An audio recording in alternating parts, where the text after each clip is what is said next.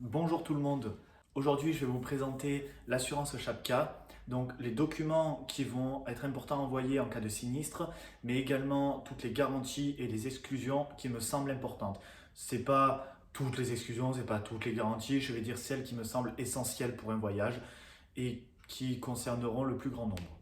Important à noter, je n'ai pas de partenariat avec Chapka ni avec quelconque assurance. Je fais cette vidéo à titre indicatif, ça n'a pas valeur de contrat. Et c'est simplement parce que moi, j'aurais apprécié trouver une vidéo comme ça lorsque je faisais mes recherches. Je n'en ai pas trouvé.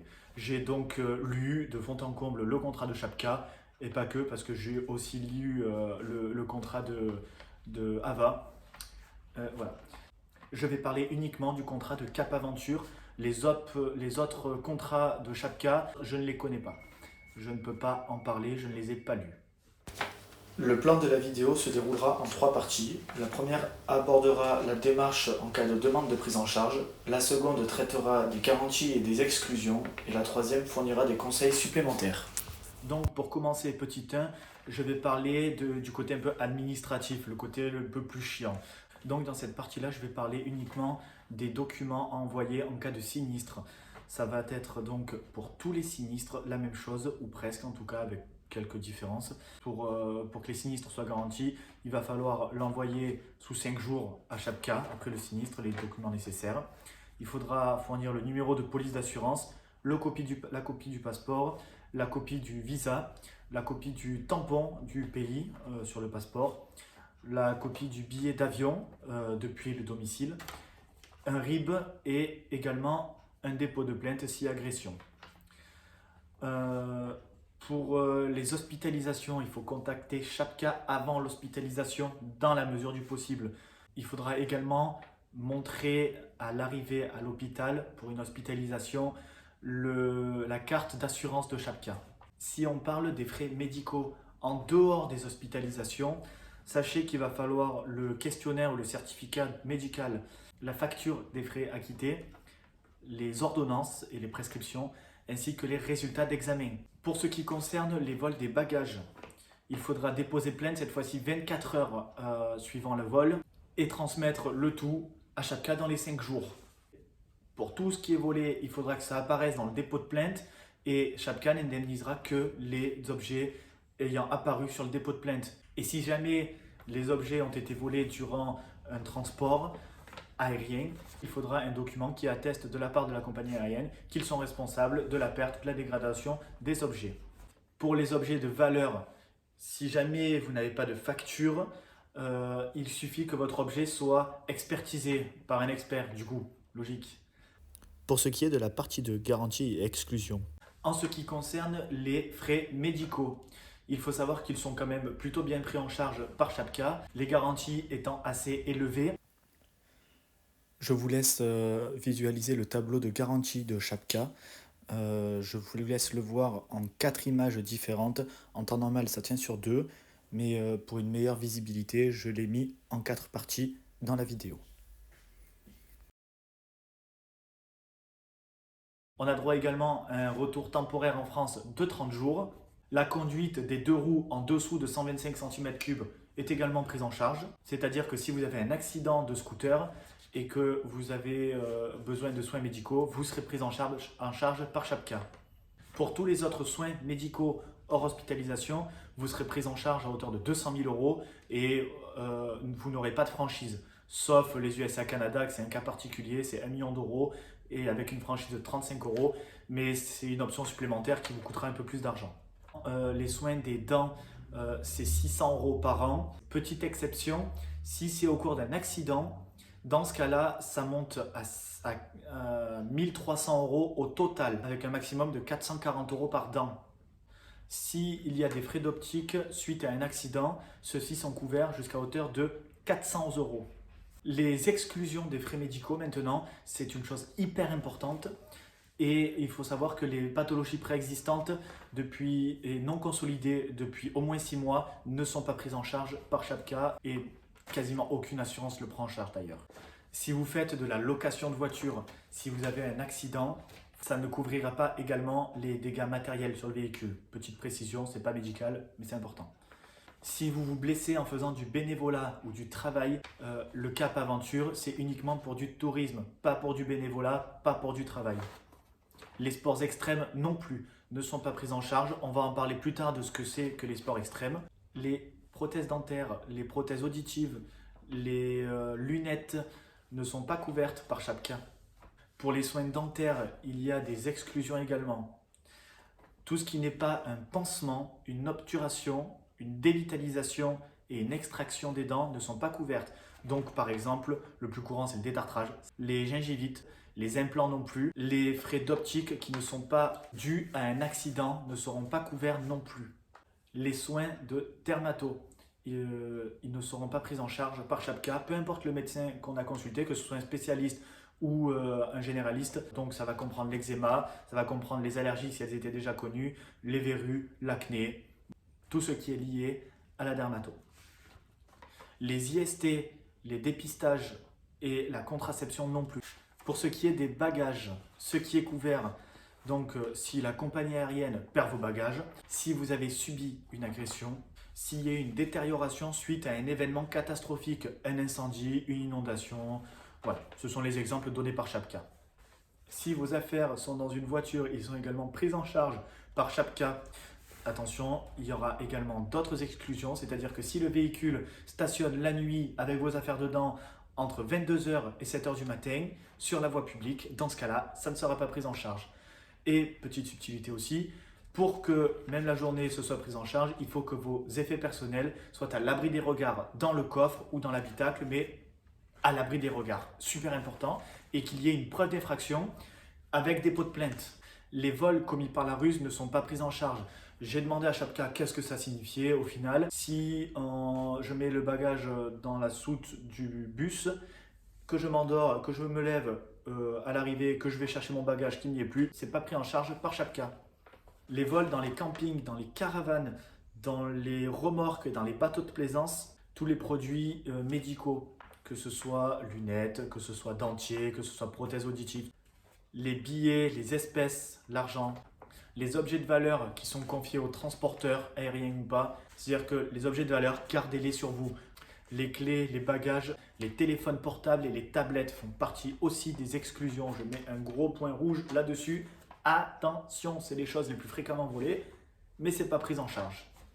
Les équipements audio, visuels, PC, tout ça ne sont pris en charge que si vous les portiez avec vous au moment du transport, si vous vous les faites voler pendant le transport. Les objets de musique, d'art, les objets sportifs, tous les produits périssables ou consommables, les cigarettes, les cigares, les parfums, l'alcool, les produits alimentaires, les drones non plus et les biens achetés au cours du voyage aussi. Ça fait partie des exclusions.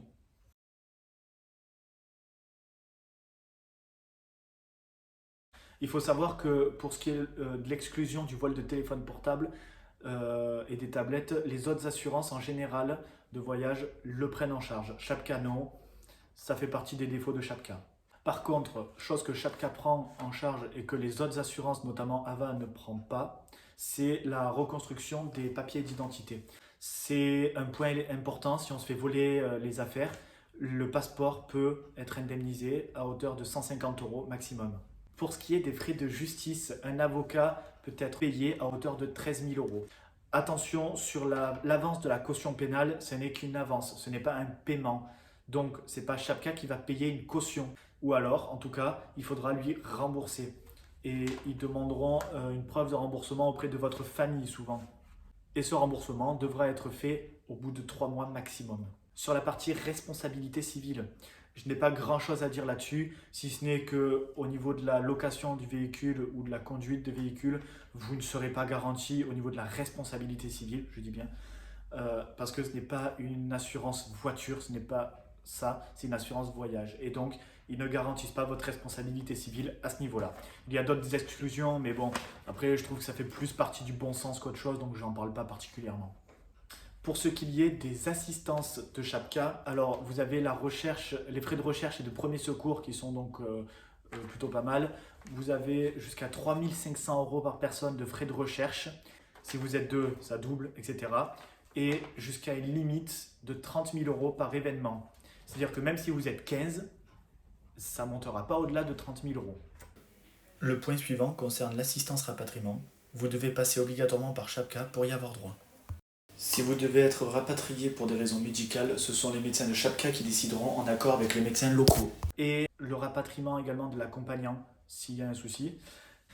S'il y a un décès dans la famille, famille pour Chapka, ça comprend frère, sœur, fils, fille, parents, père, mère, grands-parents, beau-père, belle-mère. Donc il y a les grands-parents, chose qui n'est pas le cas de toutes les assurances voyage. En cas de décès d'une de ces personnes-là, Chapka vous met à disposition soit un billet aller, soit un billet aller-retour. Vous déciderez avec eux au moment de l'appel de Chapka, donc pour savoir si c'est un retour temporaire ou définitif. Mais vous pourrez décider donc de faire un aller-retour en France, le rapatriement sera valable. Ça marche également si le pronostic vital du membre de votre famille est engagé en cas d'hospitalisation. Attention, ils peuvent vous demander des preuves que ces membres appartiennent à votre famille à travers le livret de famille notamment. Donc prévoyez ça avant de partir et pas une fois que le problème est arrivé. L'anticipation reste donc le maître mot. L'exclusion principale à ça, c'est si la personne a été hospitalisée avant votre départ. Là, ça ne marche plus. Pour la présence du proche auprès de l'assuré qui est hospitalisé, donc si moi je me fais hospitaliser au cours de mon voyage, Chapka assure la présence d'un proche si l'hospitalisation est supérieure à 7 jours. Cependant, il y a des exclusions qui sont trop fréquentes. C'est que la personne, donc si l'assuré, moi, j'ai un accompagnant déjà sur place, cette garantie ne marche pas. C'est-à-dire que si vous partez avec votre femme, avec votre homme ou n'importe qui, vous ne serez pas en capacité de demander cette assistance-là. Pour ce qu'il y est de l'envoi de médicaments sur place, Chapka se charge de le faire si jamais les traitements sont indisponibles sur place, à condition que ce ne soit pas un traitement de longue durée, que ce ne soit pas un traitement régulier, que ce ne soit pas une demande de vaccination et que ce ne soit pas de la contraception. Pour ce qui est des sports couverts par Chapka et des sports non couverts. Donc les sports couverts sont la plongée jusqu'à 40 mètres dans la limite de votre niveau. Il y a également les treks qui n'ont pas de limite. Vous pouvez partir en trek avec ou sans guide, on s'en fiche, il n'y a pas de limite d'altitude. Ceux qui disent oui, il y a 4000 mètres d'altitude, c'est pour les autres contrats de Chapka. Je ne sais plus lesquels, mais d'autres contrats de Chapka imposent une limite des treks. Mais Chapka Cap Aventure n'impose pas de limite pour ces treks. Vous pouvez donc partir sans souci à ce niveau-là. La moto jusqu'à 125 cm3 est couverte. Le kitesurf et le surf est également couvert. Le ski l'est également. Pour ce qu'il y est des exclusions, il y a l'alpinisme ou alors les grosses randonnées sur les glaciers qui ne sont pas couvertes. Les motos supérieures à 125 cm3. Et pour que ce soit couvert, il faut que vous ayez votre casque. Il faut que vous ayez le permis de conduire adéquat dans votre pays de base, dans votre pays de départ. Il faut également que votre permis international soit à jour avec ce permis tamponné et validé. J'ai vu certaines personnes qui ont quand même été couvertes. Malheureusement, je ne peux pas le garantir et je ne vous encouragerai pas et je ne vous inciterai pas non plus à conduire dans un pays étranger sans que vous en ayez l'autorisation. Les sports mécaniques, le saut à ski, le skateboard, le ski dit extrême, les arts martiaux, les sports en compétition et les entraînements également de sports en compétition ne seront pas pris en charge si vous vous blessez.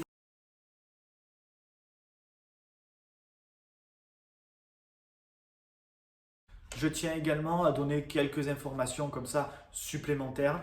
Si vous partez en couple, vous avez une formule couple sur Chapka qui vous permet d'avoir, je crois, 5% de remise. C'est toujours ça de prix.